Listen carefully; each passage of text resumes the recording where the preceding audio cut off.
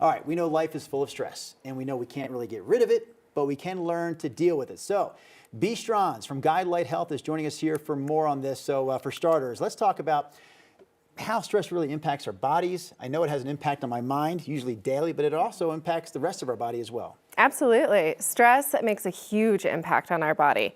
One of the biggest ways it impacts us is through our sleep. When we're stressed, it's harder for us to rest and relax. It's harder for us to get high quality sleep.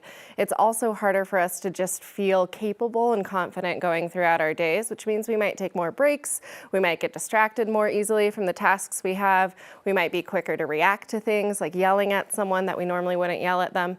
Stress makes a massive impact on us. So if you're sleeping poorly, stress could have something to do with it. How else can you tell if your stress levels are going up?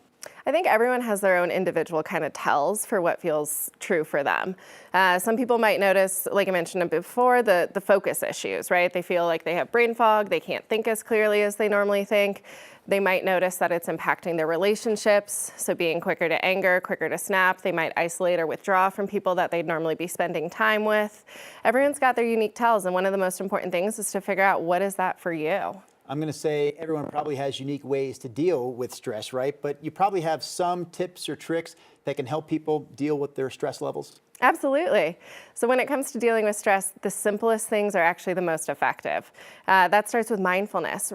Even if you're really busy, really stressed, set a timer for 1 minute and just focus for that 1 minute. No notifications, no distractions.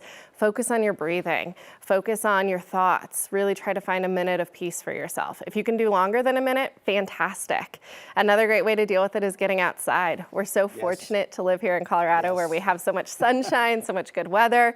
Getting outside, touching grass, feeling the sunshine on your face, listening to the birds, all of that can really help lower your stress. 100%. Sometimes when I'm inside, I'm feeling a certain way. I look outside, I need to get out there. Absolutely. It can also be tough if you're someone who's dealing with a person who's stressed out. I mean, there's tips and tricks on how to deal with your own personal stress, but what about for people who are living with someone who seems to be stressed out all the time? Yeah, that's a great question. I think something a lot of people really struggle with.